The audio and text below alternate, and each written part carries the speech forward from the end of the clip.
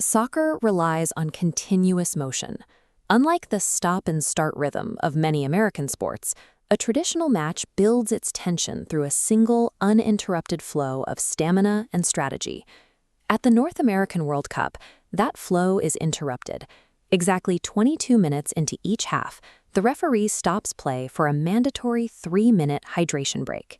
The official medical justification for stopping all 104 matches is player safety.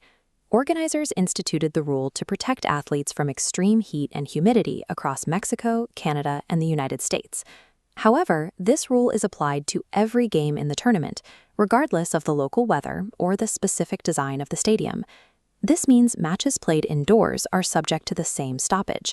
Teams playing under the enclosed roof of Atlanta's Mercedes-Benz Stadium are required to stop for water in a climate-controlled, air-conditioned environment. USA head coach Mauricio Pochettino has argued against the blanket application of the rule. While he supports pauses in extreme heat, he stated that when conditions are good, the break is unnecessary. If the players on the pitch do not universally require a water break for their health, the mandatory 3-minute pause leaves a gap that affects the game in other ways. In soccer, offensive pressure is a product of rhythm. A team builds an attack by repeatedly testing the defense, pinning them back, and gradually exhausting their opponents until a physical or mental gap opens up. This graph illustrates attacking pressure compounding, hitting a ceiling at 22 minutes. The Czech squad dominated South Korea, but lost momentum after the break, eventually losing 2-1. Similarly, the Netherlands lost their rhythm and lead against Japan after pausing, finishing with a draw. The referee's whistle stops the clock, interrupts the buildup of physical pressure, forcing a complete reset that eliminates the attacking side's advantage.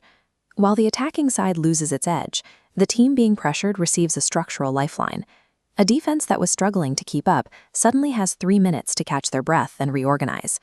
Spain boss Luis de la Fuente noted this benefit, explaining he uses breaks to give players 1 or 2 minutes of tactical directions. The tactical utility of this window became clear during a match in Houston's enclosed NRG Stadium that defied expectations. Curaçao, the smallest nation by size and population to ever play at a World Cup, managed to hold the lead against Germany to a 1-1 tie just before the first half whistle. The hydration break allowed the German squad to pull their players to the sideline and regroup. When play resumed, the Germans dominated, scoring 6 unanswered goals to win 7-1. This hydration pause has functionally become a timeout, providing a significant advantage to outmatched coaching staffs. When the players leave the pitch for 3 minutes, television networks are left with a block of dead air. Former player Ian Wright stated, "The breaks are another way of getting adverts into the game from an American point of view." This was observed during the tournament's opening match, where U.S. broadcaster Fox ran enough commercials during the break that they overran the resumption of play. In the matchup between Mexico and South Africa, the broadcast was still showing advertisements while the live action had already returned to the field. While the rule is presented as a measure for player safety, the primary financial beneficiaries are the networks selling new ad inventory during the halves. Every 22 minutes, the referee's whistle triggers 3 distinct events: a chance for hydration, a tactical intervention, and a commercial break. Fans are no longer watching a continuous test of stamina. Instead, the game has become episodic, divided into rigid segments that alter how teams manage their energy and focus. It raises a question about the trade-off between player health and preserving the historic identity of a sport defined by continuous play.